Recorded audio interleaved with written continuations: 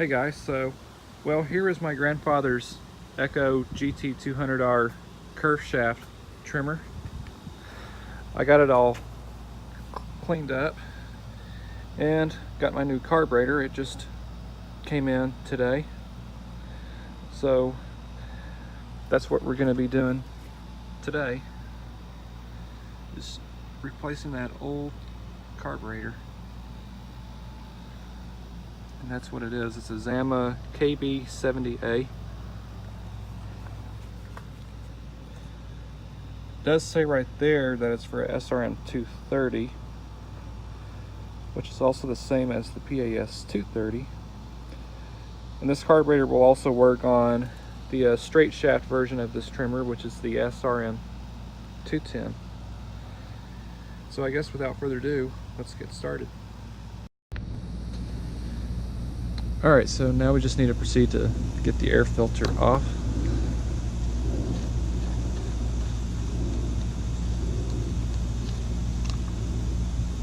And let's take a look at the filter. This filter is still good, so I won't be replacing it. If it is real dirty, then just replace the filter. So now, to get this carburetor off, we need to remove these two screws. You can use either a Phillips screwdriver or a flat screwdriver. So in this case, I'm using a flat screwdriver because I find it grips on a lot easier. Alright.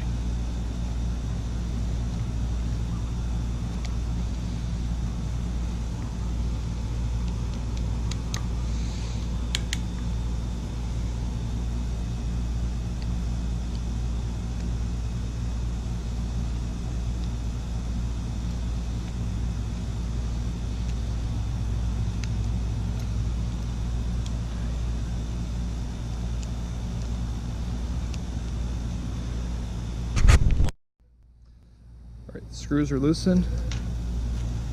This will just come off, and it looks like our gasket just fell off too. So we'll need to reuse that. This gasket is in good shape, so we're going to reuse it. And if it's in much rough shape, then just replace it.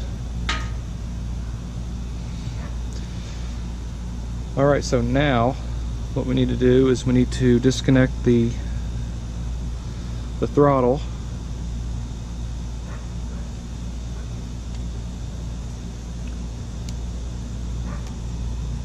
Right, there we go. And just pull that out. And now finally, the fuel lines. You could just simply pull them right out, but in this case I'm going to just use this flat screwdriver to help pry them off.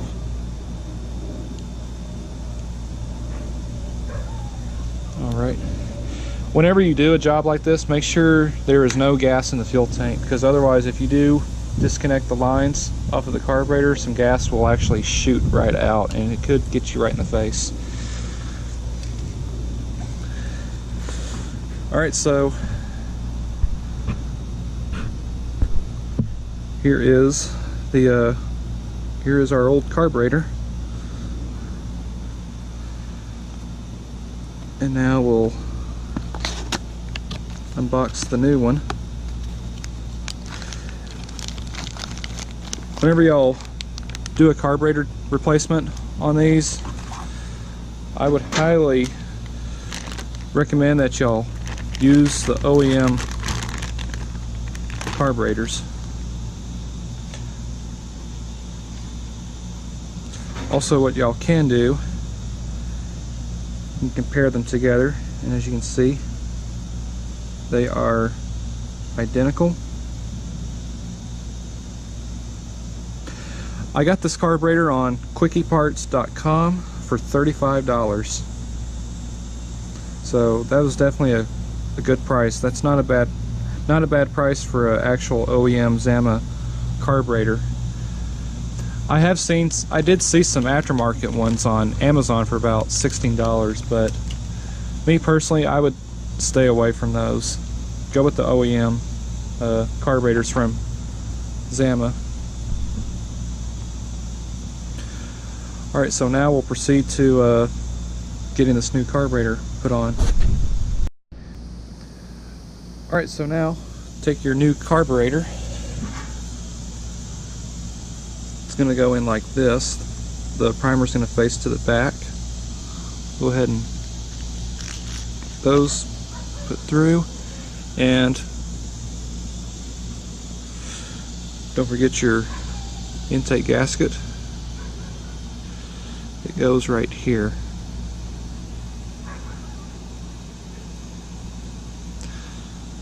Okay, hold on a second. There we go. It's going like that. So now, if you need to move the fuel lines out of the way if you can. All right. So now I'm going to just go ahead and get this started on getting them tightened, but I'm not going to tighten them up all the way yet. Whenever you do tighten these up, make sure they are tightened up evenly so it does go in nice and even. Let's go ahead and get our throttle cable in.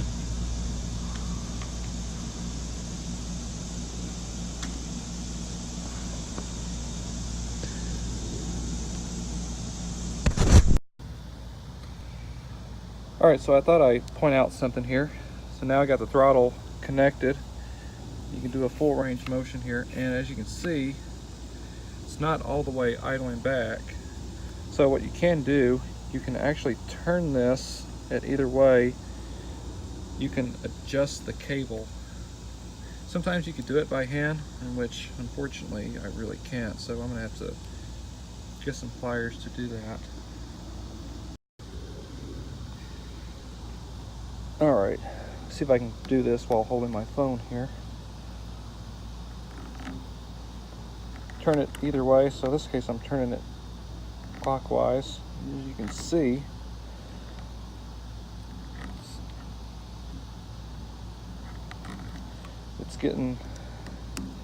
this is actually getting much closer to the idle set screw, so I'll keep on doing this.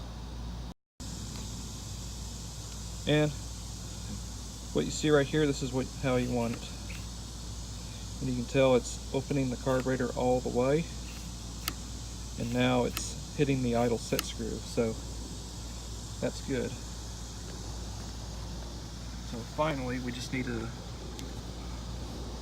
get the fuel lines connected. The clear hose always goes into the nipple on the left, and I'll go ahead and get these connected because I can't do this while I'm holding my phone. And this is how you want your fuel lines set up, how they are. Because otherwise, if you hook them wrong, then your machine will not run. Alright, so the last thing I just need to do is put the air filter on, and we'll put some gas in it, and let's see if this thing starts. Alright, air filter's back on. Now we'll fill it up with gas. I recommend using one of these pre-mixed fuels, which in this case, this is the Echo Red Armor fuel. It's already pre-mixed at 50 to 1, has no ethanol in it, has a 2-year shelf life once you open it.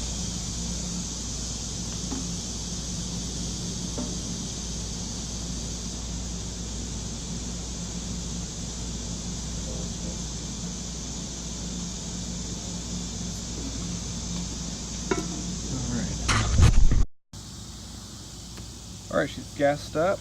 Let's see what it does. Switch is on, choke, and we'll give it some primes.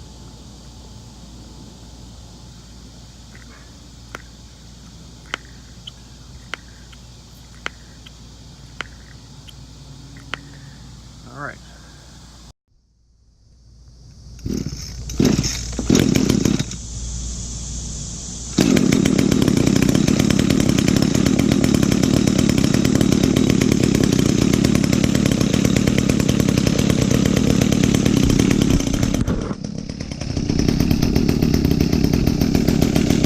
Alright, how about that? Sounds like I need to adjust the idle. It's idling a little too low. There we go, now it's idling now. You just adjust this screw, just turn it in to you want to idle faster and turn it out to idle slower.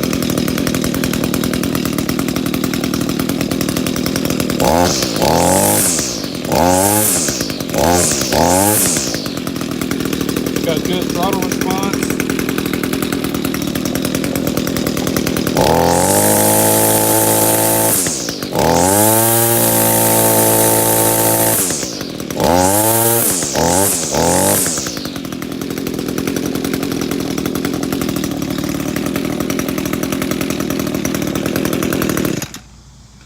Oh yeah, she's running good now.